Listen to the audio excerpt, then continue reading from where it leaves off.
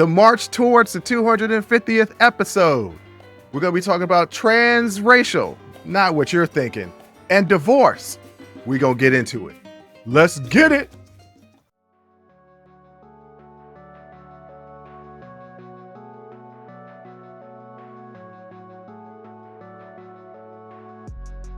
Welcome.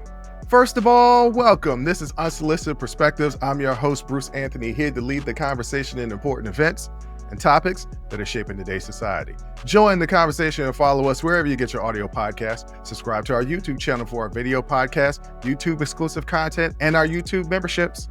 Rate, review, like, comment, share. Share with your friends, share with your family, hell, even share with your enemies. On today's episode, it's the Sibling Happy Hour. I'm here with my sis, Jay Aundrea. We're going to be dilly-dallying a little bit, and then we're going to be talking about a person who changed their race. And then we're going to talk about grade divorce. But that's enough of the intro. Let's get to the show.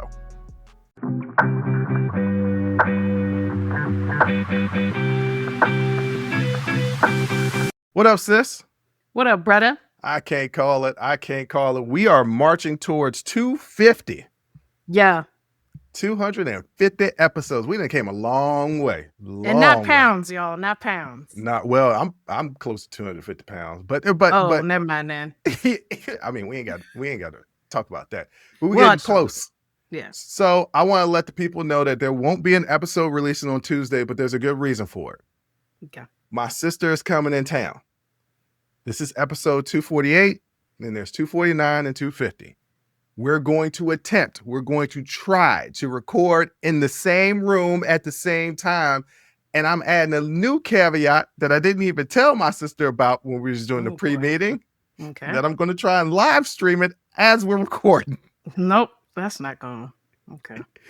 So I am trying to do a bunch of different things at the same time. Why? Because I can't do one thing at a time.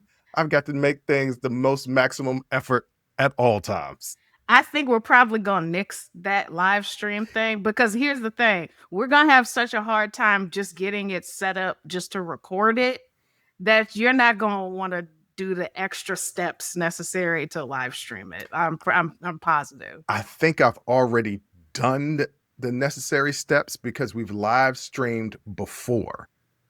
I think it's just a simple plug and play. I got 2 weeks to figure it out, ladies and gentlemen. So that's the reason why there won't be an episode releasing this Tuesday. What was this Tuesday? This Tuesday would be the 5th or the 12th.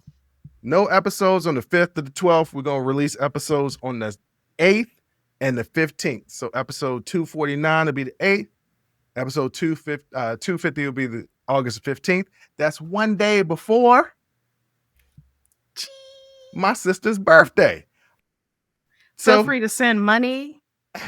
I'm on all major payment platforms. Okay, this is not a show for you to try to. Well, I guess this is a show to try to gain some money. So never mind.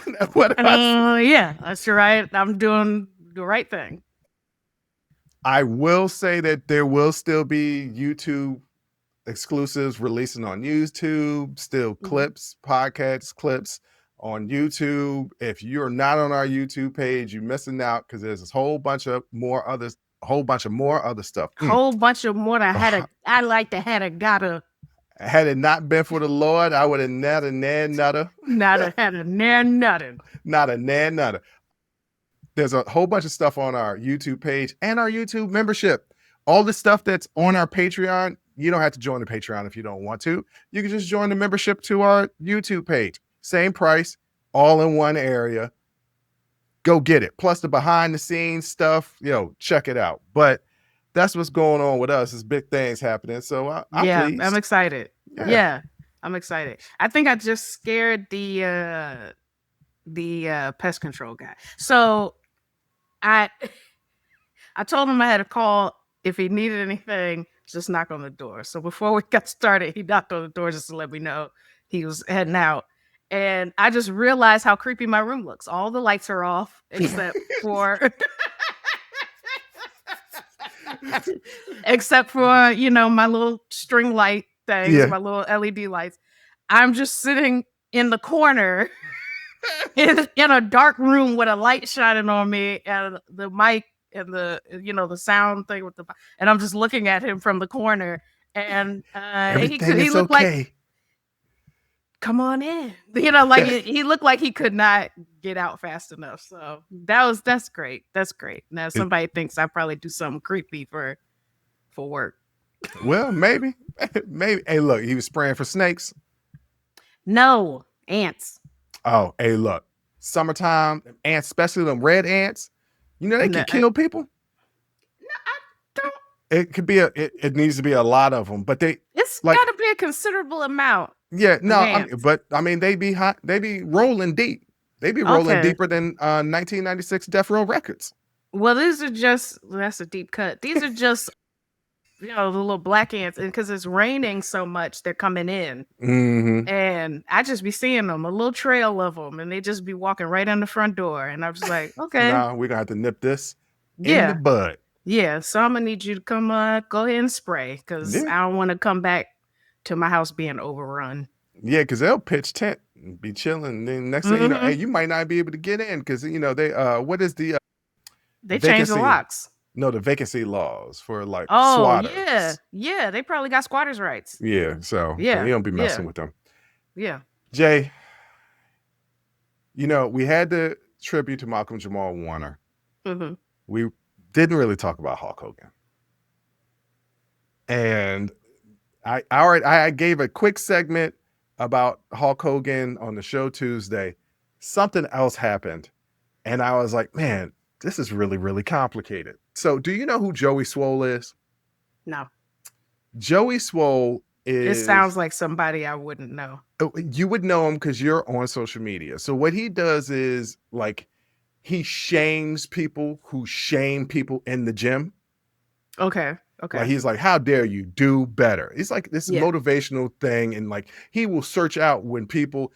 There's a whole community of gym goers that are mean to infrequent gym goers or new gym goers. Yeah. There's a whole segment of the population that are gym influencers that don't really give a damn about who gets caught in their camera while they're recording. They may shame a person in the background. They may get upset at a person walking in their shot, not realizing they're in a public place.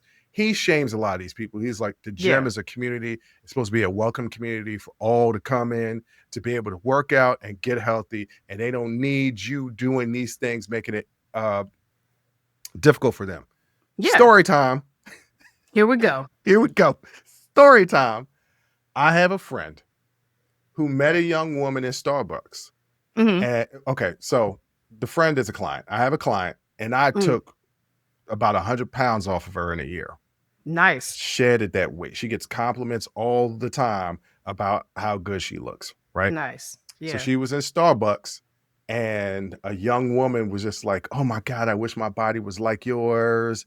And I feel so insecure at the gym and blah, blah, blah, blah, blah. And she was like, I have a trainer, but I understand what you're saying because I feel that insecurity at the gym sometimes. She was like, yeah, like I went to the gym because she's a bigger woman. And she was like, I went to the gym and people were mocking me on the treadmill. And so I went to the car, cried, and I can't go back because it's just the shame.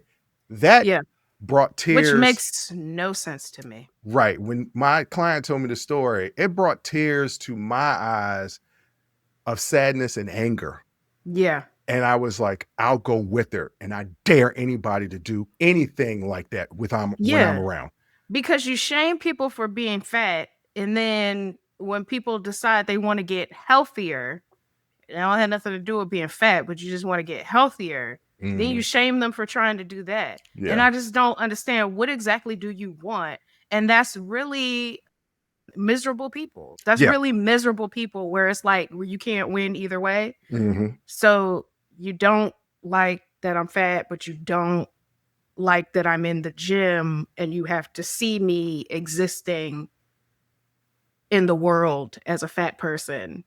So you hate that too. So I don't understand, what exactly do you want? Nothing. Yeah, they just don't like themselves. Yeah, they don't like themselves. Yeah. And it makes them feel better to disparage someone else. Yeah.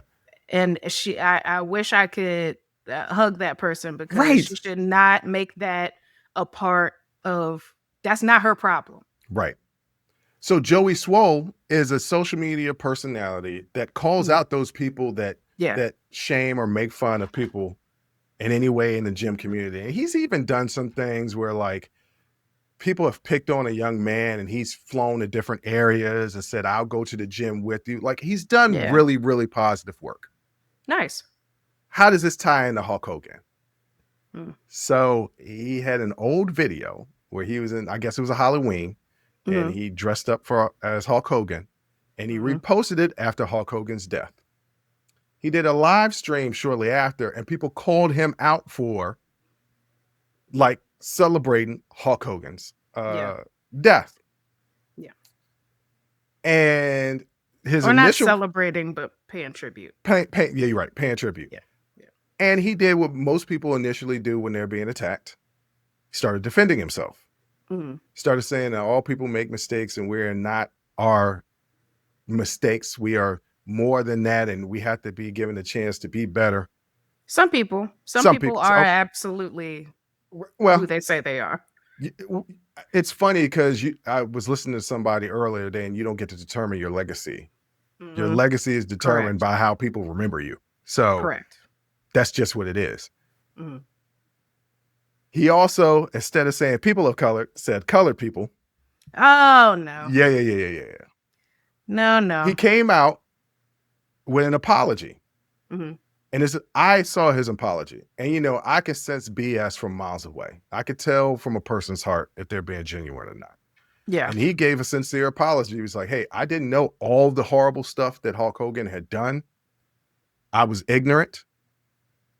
I apologize. I've since done the research and I've taken the video down because I did not know about his history. He said, I also want to apologize for saying colored people instead of people of color. It was a slip of the tongue, but nevertheless, it was a mistake on my part and I want to apologize about that. Good video. Good video. Yesterday on his Instagram stories, he's like, I done had it. I had it.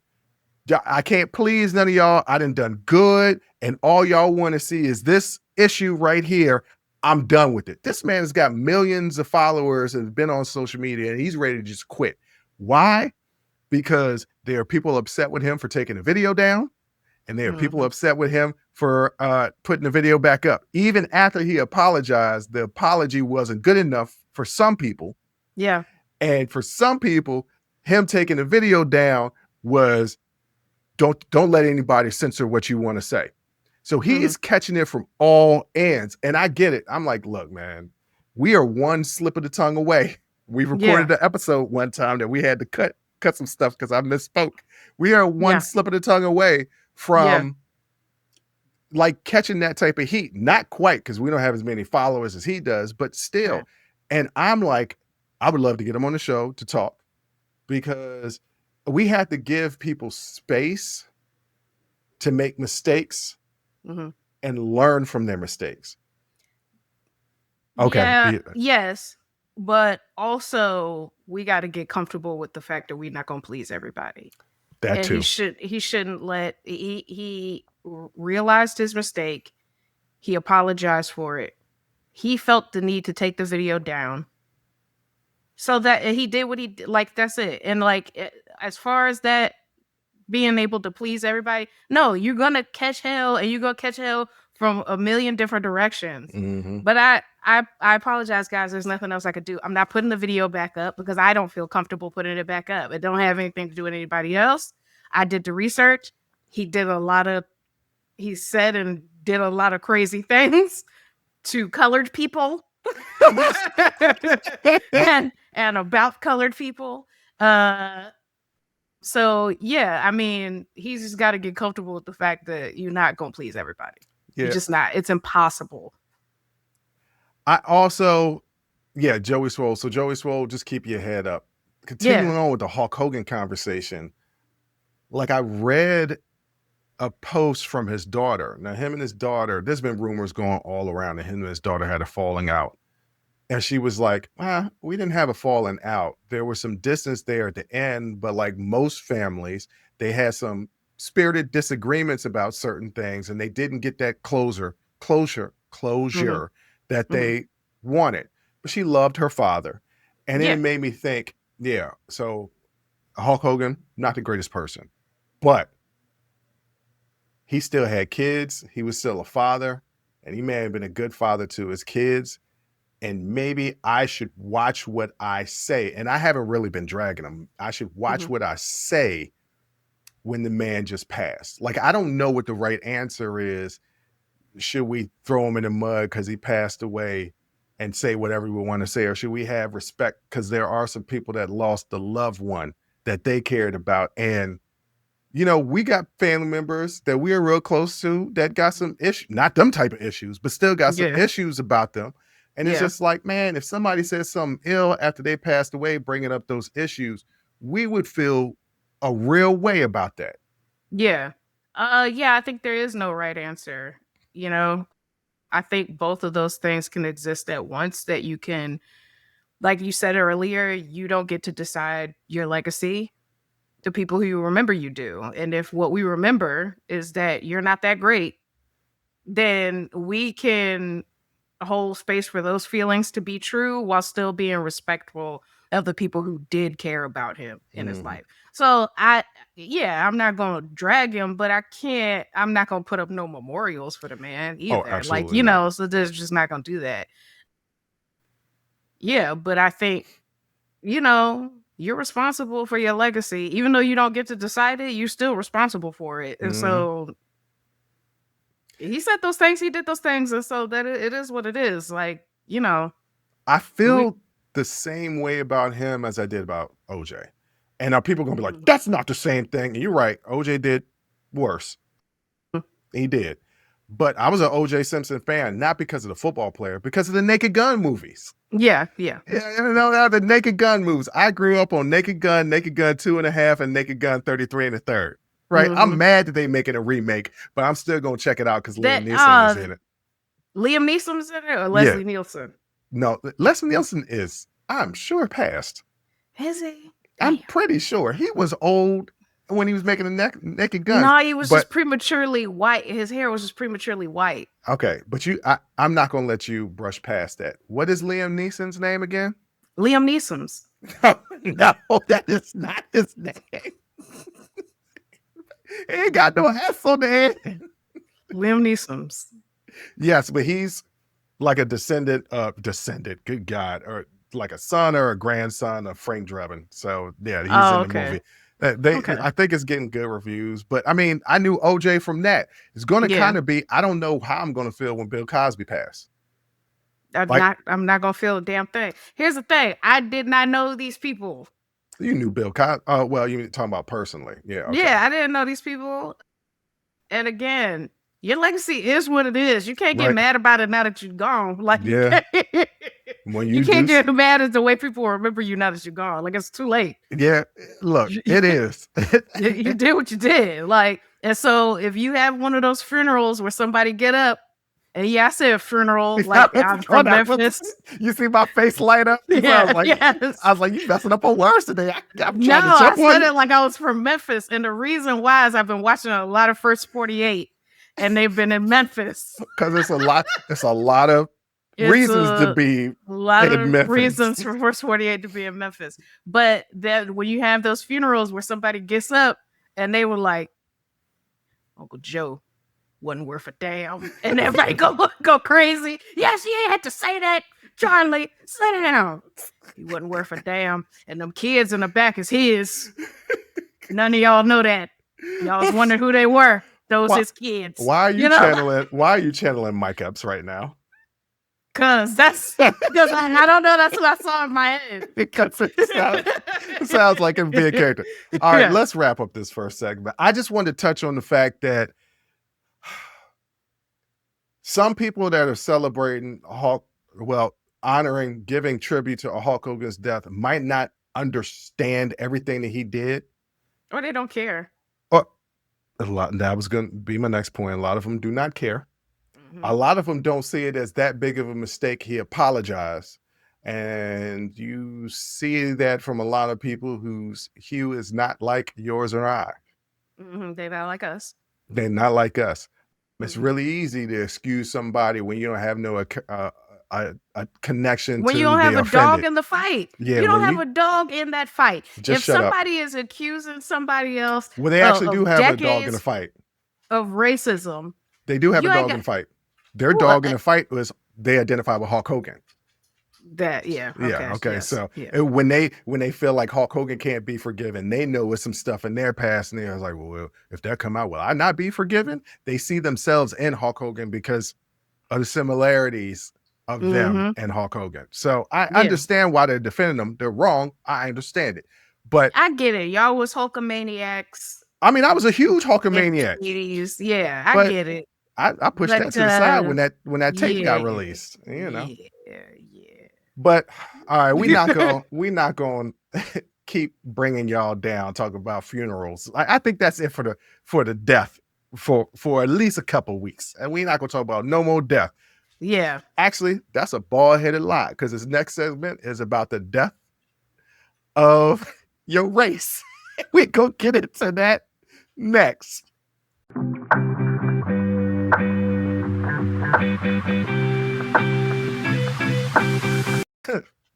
The reason why I'm chuckling is because, ladies and gentlemen, my sister does not want to talk about this, but I think that it is very interesting and should be something that we should talk about. And it's about transracialism. That's just not a word. It's not a word. And also is completely inappropriate in this context. But go ahead. It is. But I know stupid people are going to try to make the connection from with this to the trans movement. I know stupid people are going to try to make the connection. And people are going to try to say, well, if you could change your gender, then you could change your race too. I know it's going to happen. I know, because there are always people that want to do this type of stuff. And they're not wrong in the sense that both gender and race are social constructs, right? And we've seen whiteness evolve over time. Yeah, what whiteness it means is to really be. Yeah. So it's not wrong, but in this instance, no. Okay, guys, what are we talking? For everyone. What are we talking about? Donna Briggs is a celebrity and former Sirius XM radio host who has become a highly controversial figure recently after going viral on social media for what many describe as denying her Black identity and radically altering her appearance to present as a white woman. Years ago, Donna Briggs was publicly known as a Black woman with photos and media appearances confirming her identity and features. However, in recent months, she has denied ever being Black, now attributing her former appearance to things like spray tanning and sun exposure, and claiming she has always been white. Now, y'all, I'm dating myself, but there was this movie called Soul Man that was made in the 1980s where a white man made himself Black. Now, to me, he didn't look like no Black man. And the only people that he could possibly fool was some white people, because Black people know what Black people look like, even though we come in all different shades and color. Yeah. We're technically, American Black people technically aren't Black. We're shades of brown. Black does exist. We just ain't nobody. If you could find an American born. I mean, Don Cheadle. And Don Cheadle is pure. He's a pure blood because he did the with Dr. Lewis Gates. What is that? The DNA show? Finding Your Roots. Finding Your Roots. That. Yeah. Pure blood. That's what we call him now. Yeah. He is African. Well, ours is definitely tainted, but that's okay because I found this hilarious because it's been blowing up on all social media. And there are pictures out there, ladies and gentlemen. She doesn't even look like Soul Man. It doesn't even look like a spray tan. It does not look like sun exposure. It looks like she was born a Black woman. Pretty evidently. And she identified when she started her career as a Black woman. Yeah, because she is. And I think if you hear her speak, you know that. If you look at her, she looks like on Chappelle's show, the black white supremacist. No, wait, he was blind. That's right, he was blind. No, but she looked like. She did look like him. She did. She looked like him. She was the same color. This is, I'm also gonna date myself. So Eddie Murphy was hosting Saturday Night Live. It was in the 80s. And he dressed up like a white man to see how life was different. If you watch that, just Google that. Okay, and look at his picture, and then look at Donna Briggs, and it's the same thing. Look at Sammy Sosa, and look at Donna Briggs. It's the same thing. Oh, so social people are comparing her on social media to Rachel Dolezal, but Rachel didn't. She didn't change her complexion. She changed up her hairstyle. She just put on some box braids. No, I think she does tan because Rachel Dolezal was like blonde white, like very white. So I do think that she does tan. Who, Rachel Dolezal? Yes. Okay. But yeah, she just basically put some box braids. Yeah, I'm looking at her. She does tan. She's got to. Okay. But she just put on an afro wig or some box braids and a dashiki. Started a dashiki and got an NAACP membership, and you couldn't tell her nothing after that. All right, so social media users, journalists, and commentators have debated whether Briggs' situation reflects issues of cultural appropriation, reverse passing, colorism, or self-hate, or simply a celebrity repackaging herself for notoriety and financial gain, which is crazy. How can you repackage yourself as a completely different race? But right. J-Lo has. She is essentially trying to. Yeah. No, what is J-Lo repackaging herself as? Well, she goes back and forth where she could be Puerto Rican and then she can kind of be white and then she can go back to She is both of those things. Like Puerto Rican is a nationality. I think she is a Latino woman, but she's a white woman. Yeah. Okay. So, okay. When I say people repackaging themselves for notoriety, I'm gonna get dragged for this. The Rock is a prime example of that. Mm-hmm. The Rock is proudly Samoan. Yeah. And The Rock is also half black. His daddy was black. Yeah. He doesn't like talking about the fact that he was the first black world champion in the World Wrestling Federation or the World Wrestling Entertainment. He doesn't like talking about, he doesn't like mentioning, he didn't like being in a Nation of Domination. He didn't even really wear the colors, right? Like all of his love interests are not black. The only time he had close to a black love interest was in Rampage. He was in Tyler. He was at the end of Why Did I Get Married 2? And it seemed like him and Janet Jackson was flirting. But nothing ever really came of that. Yeah, he never. We didn't see. It was like a possibility. Yeah, it's he ain't never done nothing with a sister on screen anywhere. Yeah. Nowhere. So I mean, okay, I could see people repackaging themselves for financial gain. I mean, J-Lo has done it. J-Lo has played into her Puerto Rican heritage and also played into her white passing. Yeah, I mean, you got folks like, Vin Diesel, who I still think to this day you can't get him to say he's half black. Or Al Pacino, who hasn't played half black, but he's Italian, but he played a Cuban American in Scarface. Yeah, because I mean, he's tan with dark hair. Yeah. Okay. But Al Pacino has always been for the culture, so I really don't consider him. No, you're talking about Robert De Niro. Oh, you're right. You're talking about Robert. Never mind. Yeah, Al Pacino. I don't know. Yeah, I don't know that. All right, beyond Robert De Niro, Robert De Niro, the one. Beyond that identity debate, Briggs has also sparked backlash for her public statements, some of which have been criticized for negatively portraying Black women or the Black community. Critics say this is especially problematic, giving her rebranding and simultaneous focus on self-love and motivational advice. So how are you going to be a motivational speaker, but also putting down the group of people that you claimed sort of to be a part of before, but now no longer a part of? So it was a white woman No, a black woman Mm-hmm. trashing black people as a black woman, which certain groups in America absolutely love that because they can piggyback and be like, see? Yeah. But now she repackages herself as a white woman. So now when she was criticizing the black community, that makes things even more problematic. Yeah. Because Yeah. before it's just like, oh, she's just making constructive criticism about her people. No, she's No. making some racist comments about another group of people because she says she's a white woman now. Mm-hmm. And I'm sorry, all right. You can't go.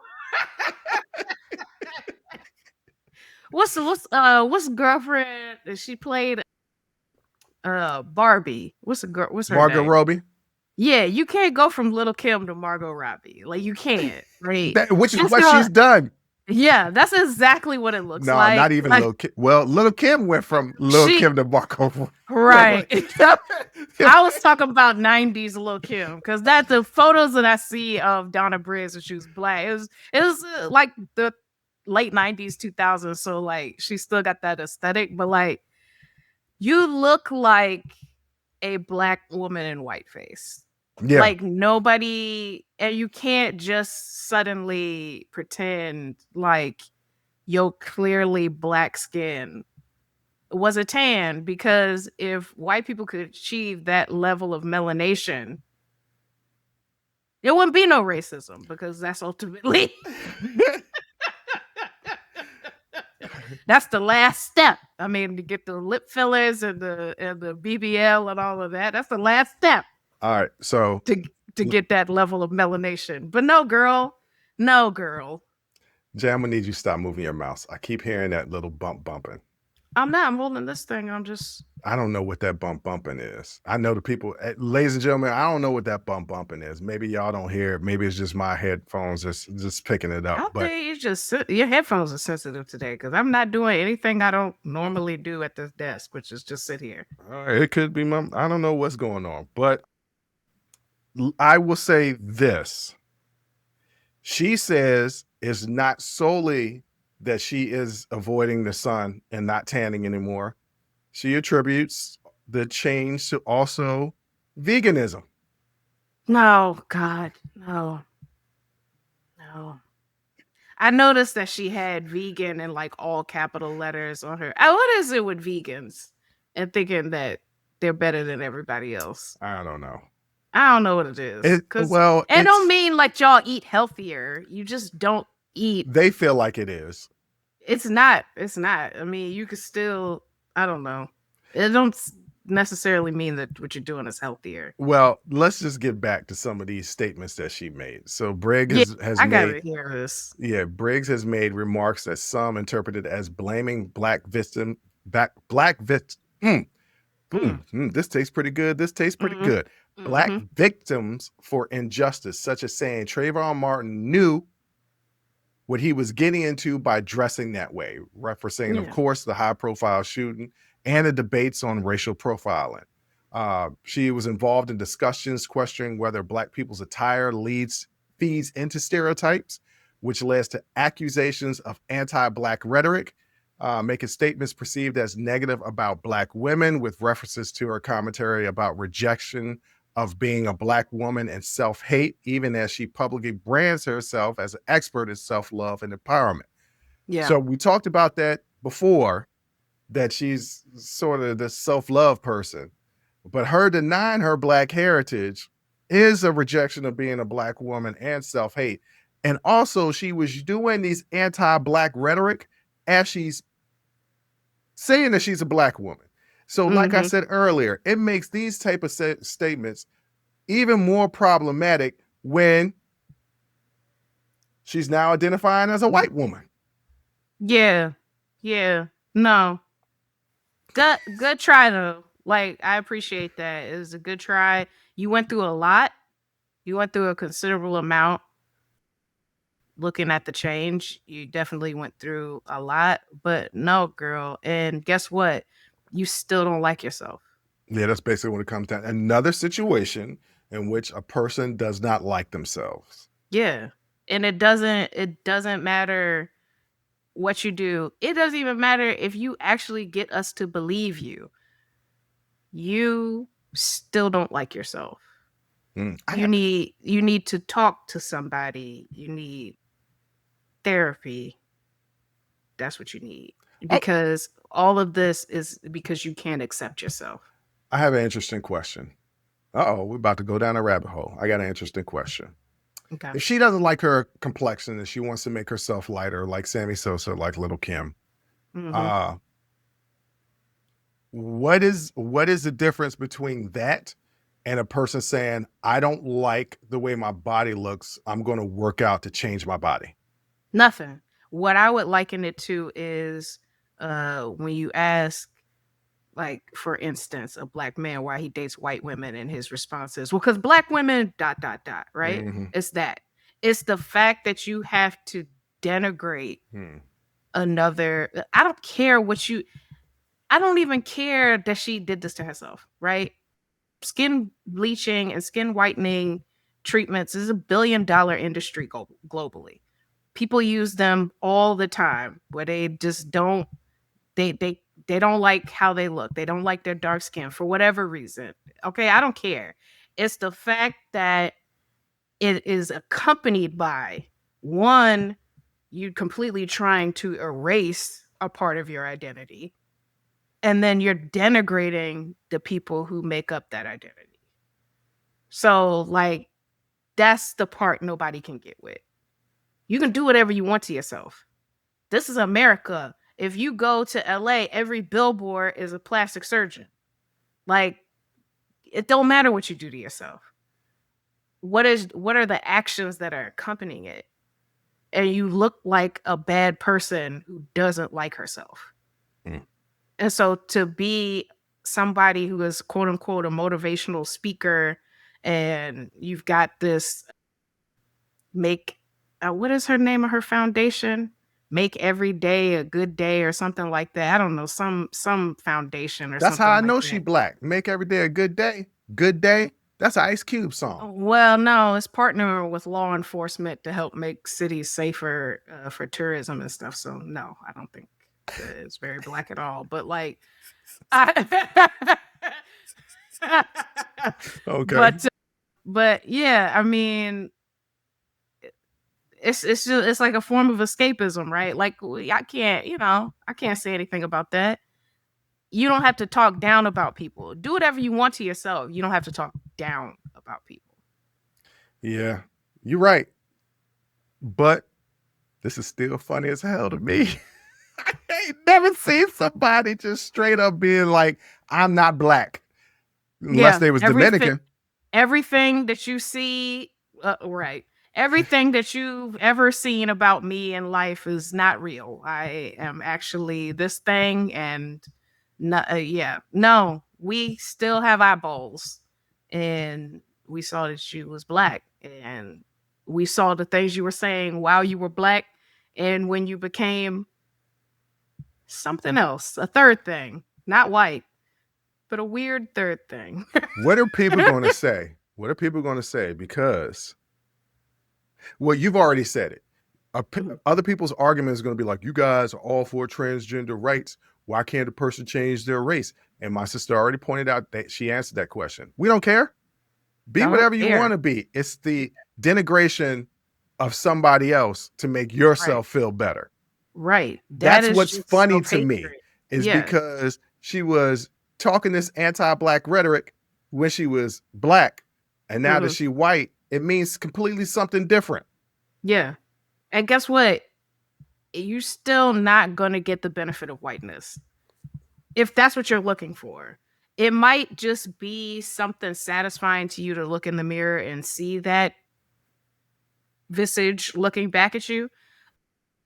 It might be something satisfying for you, but you're not going to get like the protection of whiteness. You're not going to get it because you look like a fraud. And I'm only being this harsh just because of your anti-blackness and because you have a platform by which to be anti-Black.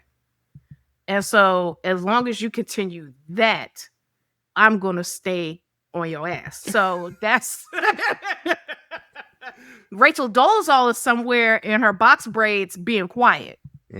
That's why ain't nobody bothering her.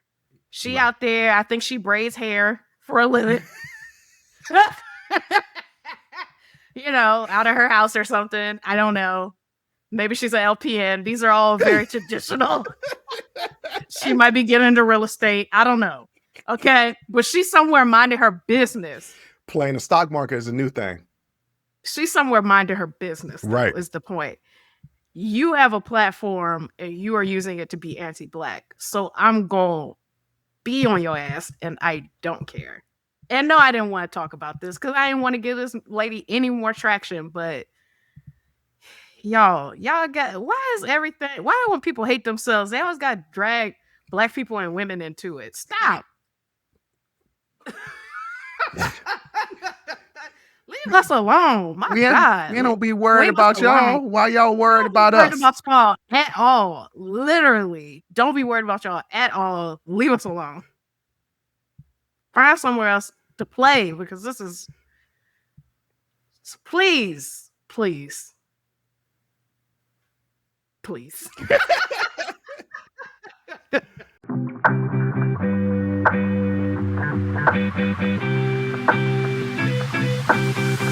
Jay, we know people that's been divorced. Yeah. I'm one of those people. Yep. We know people. We got several family members that's divorced. We got several friends that's divorced. Divorce happens. 50% of marriages end in divorce. I feel like the number's higher. It's not. It's still 50? Yeah, I think it's still 50. You still got a 50-50 shot at it. Still got a 50-50 shot. You got a 50-50 shot at everything. Pretty much. Yeah, I mean, I don't have a 50-50 shot at Duncan. No, that's a 0-0 shot. This is 0. Not well, no, not true. I put you on the trampoline. Boom, there you go. Okay, unassisted dunk. Okay, yeah, an unassisted dunk. You got no shot. Unless the rim was 4 feet. Unless I found them sneakers from Like Mike. Because other than that, little Bow Wow reference there, if y'all remember him. They do, though, Bow Wow. Okay. All right. So what is grade divorce? Because that's this new thing that's becoming popular isn't the right choice of words, but it's kind of exploding a little bit. You see an increased frequency. And then, yes. So grade divorce refers to a divorce that happens at age 50 or older. The rate of grade divorce has doubled since the 1990s, making it a growing trend even as overall U.S. divorce rates decline. Yeah. So now that I told you what a grade divorce is, if you think about it, are you seeing people that are older millennials? Well, no, because I'm an old millennial and I'm 45. So this is that's Gen X. That's Gen X. So are you looking out and seeing Gen X waking up one day being like, you know what? I'm out. Yeah, I definitely do. Because you think about it, that's the age your kids are gone.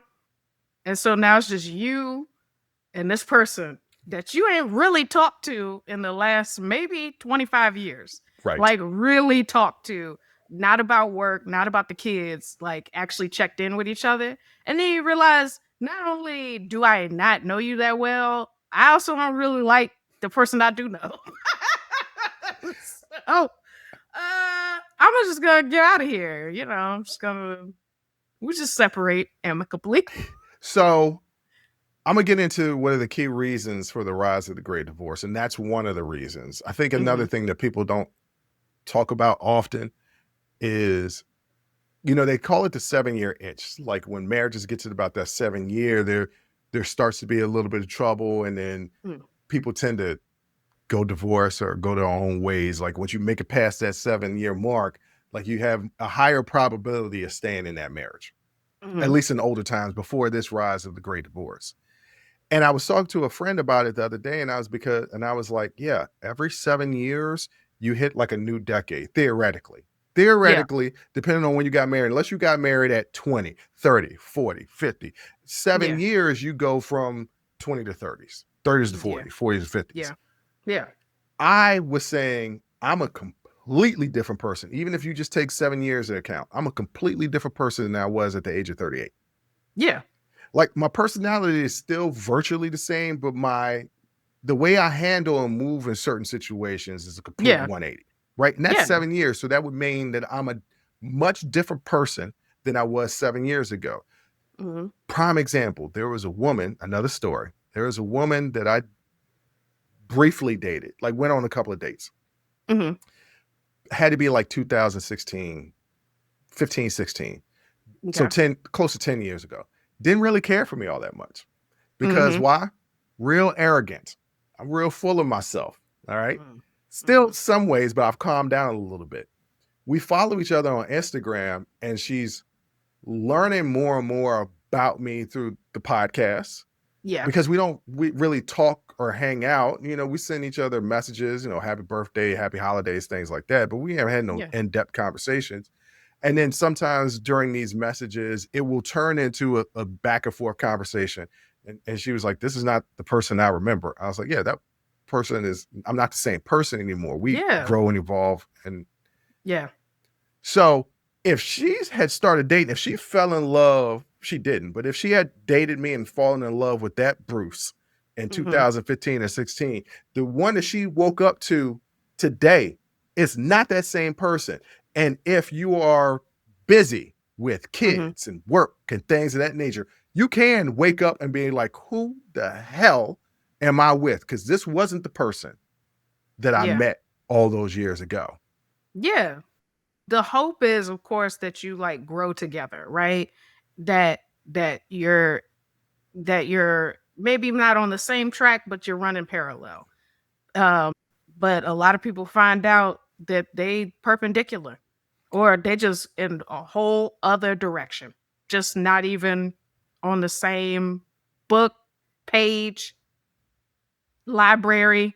They're not close. So I could definitely see that. And I feel like it's an age where you're established financially, or you should be. So it's like, it ain't no thing for them to be like, yeah, let's go on and have a parting of the ways. Yeah, so that's also another one. You jumping all on the reasons before I can get to them, but that's okay. Oh, I didn't even read them. Sorry. Yeah, I know you didn't. That's okay. My own mind. Okay. All right, some of the key reasons for the rise in the Great Divorce: longer life expectancy. This is not something that we talked about. People are living longer, prompting them to reassess their relationships later in life. Many people decide not to spend decades more in unfulfilling marriages. So, I mean, people just like, hey, look, my Mima didn't make it to 65, but I'm 55 and I'm running. I'm going to the gym. The doctors say I'm healthy. I might got another 40 years. I don't want another 40 years in this existence. No. Hell no. To be what? Your nurse? No. No. Changing. Go ahead. I'm still out here going to painting sips and happy hour. And brunch. And brunch. Still listening to trap music. Still listening to trap music. Yes. So I'm going to music festivals and all kinds of stuff with my tent. And I'm out here. Right. I'm not trying to set up. No. All right. So there's also another reason: changing social norms. Divorce has become less stigmatized, and there's more social acceptance of ending unhappy marriages, even after decades together. But I mean, you still are like, Miss Susie and James decided to get a divorce, but they've been married for 50 years. 50 years was a couple of years too long for them. They were miserable you ain't seen them at church. They wasn't even sitting together. No, the kids was always in between them. They didn't even sit together in the pew. Something else that we didn't talk about, typically as you get older, they say what happens when you get older is that you become more conservative. I think you become more conservative because you become more fearful as you move away from certain things. Let's just say you climb that economic ladder, as you move further and further away from more working class or poor people, that can scare you because it's not familiar to you anymore. And I think that's the reason why people become conservative. But I think that, I don't know, over the last 15, 20 years, there's a whole segment of the population, even some of these boomers, that are not becoming more conservative. They're becoming more progressive. They're becoming more accepting. So if you're in a relationship, their children, their grandchildren, their great grandchildren sometimes are queer, and they dating another race, or they're transracially adopting. that's what transracial actually means, ladies and gentlemen, not what Donna Briggs was doing. So you're finding in order to have contact with their family, because another thing is people are cutting contact. Mm-hmm. They're going no contact with family. So it's almost like an imperative. You have to become at least more socially liberal. Yeah. And so if you're in a marriage and you're diverging, and one is becoming more conservative, one is becoming more progressive, yeah, you're going to not want to be with that person anymore. Yeah. Yeah, you can't. It's hard to spend your life with somebody you don't agree with ideologically on nearly anything. I don't know that you can. You brought this up. Financial independence, especially for women. Greater career opportunities and financial autonomy have made it more feasible to lead the marriage later in life. It used to be a time when women couldn't work. Yeah. Or they could only do certain jobs where they couldn't support themselves on their own. That's changed. Yeah. Women out here making more money. Well, they're progressing further in careers than men are, but they still ain't caught up to that wage gap, though. There's still that wage gap. It still exists. Yeah, that's still a thing. But women out here, look, every woman I know, every woman that's in my circle, support themselves. Yeah, and they're still underpaid. Isn't that crazy? Yeah. Yeah. You brought it up. Empty nest syndrome. After children leave home, couples may discover they've grown apart, or unresolved issues become more apparent without the distraction of parenting. Raising them kids will do it, because you got to raise them kids together. But when they're not around, you know where you also see this? People that have jobs where they travel a lot, like pilots, professional athletes. It is such a high divorce rate when those professional athletes retire and they home all the time. Yeah, because I got used to you not being here for 9 months out of the year. Right. It is so high to be like, oh, I love you, but I don't like you. You get on my last nerve. Everything about you pisses me off. Not everything about you. I don't like the way you chew. I don't like the way you breathe through your nose. I don't like none of it. We got to... And I'm too up in age to be dealing with this. Ain't no dilly-dallying in no marriage. No. Not when you in your 50s. Look. No. Hey, it might be the twilight, but it might not be. And like I'm saying, you don't want to be unhappy for the next 40 years. So you got to make it go. These two things, I think, are connected. Personal fulfillment. Many seek happiness and self-actualization in later years, choosing to start anew rather than settle, and a shift in gender demographics. More women are seeking divorce, and often due to unmet emotional needs, infidelity, or abuse. And today, they are in stronger position to rebuild their lives independently. So that's another thing. Back in the day, a woman might be in a horrible marriage where her husband is cheating all the time, or she's being abused all the time. And emotional needs, look, anytime I watch these TV shows from the 80s and 70s and the 60s, I was like, damn, is their wife just a housekeeper? Yes. It's just a sexualized it's a housekeeper that you get to have sex with. Yes. Because they didn't even sleep in the same bed. They sleep in separate beds. I was like, I don't want nothing like that. I want a partner. And then I think about shows like The Honeymooners, right? Where she was threatened with domestic violence every episode. Every single pal straight to the moon. Now, he ain't never did it, but still. Well, we know, the cameras wasn't on them all day. Oh, you're right. But it's like she never left. She was just there to cook and clean. That was it. And women are like, threatened. Nah, we ain't living that life anymore. No. At least, I Love Lucy, at least she was outside getting it up to hijinks. You know what I'm saying? Like, at least she had a little bit of a life, you know? But no, a lot of it is it's just you were a housekeeper that they didn't have to pay and that they could sleep with. Mm-hmm. And there was a time where there was no such thing as marital sexual assault. No. So, things have changed, and women are like, we ain't taking that. Also, retirement and lifestyle changes. The transition to retirement can stress relationships. Differing versions for retirement or discovering new interests may cause couples to drift apart. So, yeah, like we know somebody who has often said, I don't want to retire because when people retire, they die. And I was like, well, what's the whole point of working all your life? Like, you work all your life but to if retire. you enjoy it, But if you enjoy it, I mean, if this podcast ever became our full-time job, I don't know that I would ever want to retire because I actually enjoy this. Yeah. When it doesn't feel like work. Yeah. When you're excited, you know, I like my co-workers. It's all right. It's all right. It's Almost.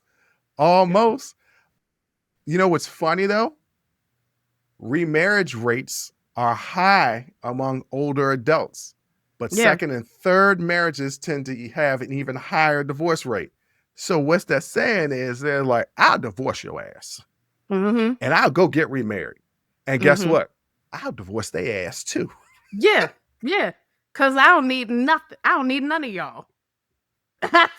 I'll let everybody go. I don't give a damn. 1, 2, 3, 4 husbands. Who are they? Liz Taylor? Damn. You gotta find you that one. Sometimes you gotta kiss a couple frogs till you get a prince. Sometimes you don't never find them. I wonder if that's the reason why Donna Briggs is so unhappy with herself, because she, because she ain't getting no play as a black woman. I doubt you getting any play as whatever you've become.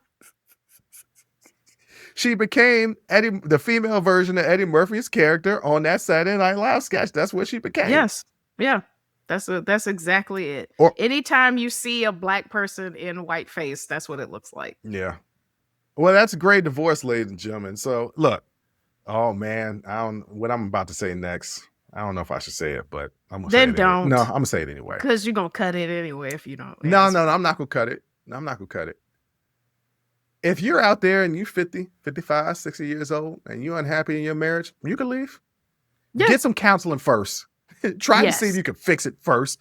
Don't just take my words and be like, Bruce said to leave. I'm going to leave because I told you the story at that time that my friend was asking me about my divorce. And then next time I saw her, she was like, I decided to follow your lead. I said, ma'am, that was not what I told you to do. I was just telling you my story.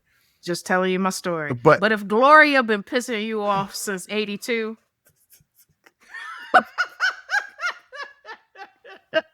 and you can't take it no more.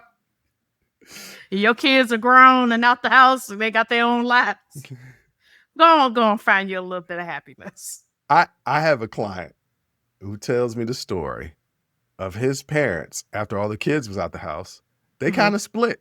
Mom moved out, got her own house, and they kind of split. I was like, but they didn't split though, because the other part of the story was that his dad would go over to his mom's house 3 days of the week to spend the night, and she would come over to his house 3 days of the week to spend the night. I was like, they just created separate households, but they were still together. That's not the same thing. I don't want to.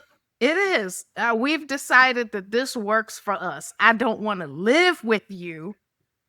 You can come over a couple nights a week. I just want my own stuff. I just want my own space and my own stuff. I don't want to live with you anymore. Well, but you can still Netflix and chill. Well, they say, hey, look, you know what the biggest spread of STDs are, right? No. Retirement communities. Oh yeah, that makes sense. They some freaks in there. No 55 plus apartment communities. They nasty. I was thinking about it. I was like, I can't wait till I turn 55 so I can live in that community. And mine was because it'll be cheaper. Because they will eat you alive. And I'm like, oh my God, no. Because I'm 45, and somebody said to me, yeah, you can date somebody. Your age range is 35 to 55. And I said, 35 is cool. That's about the lowest I go. Ain't no way in hell I'm dating 55. And he was like, you wouldn't? I was like, hell no, that's so old. He was like, It's the same age difference between 35 and 45 and then 45 and 55. I was like, not to me, it isn't. Not to me. Yeah, it's actually not that old. It's not that old. Well, I mean, yeah, but it's just not. it's gross. We in that you think, but you're not a young man. I'm middle-aged, so no, I'm not young. We're not young. Like, it's a crazy thing. It's like I feel young until I get around young people, and then I'm like, oh, they're so loud. They're so loud. They're so loud. Oh my God, they don't have no inside voice. Were we that loud? Why are y'all so loud? Yes. Yeah. Yes. Yeah.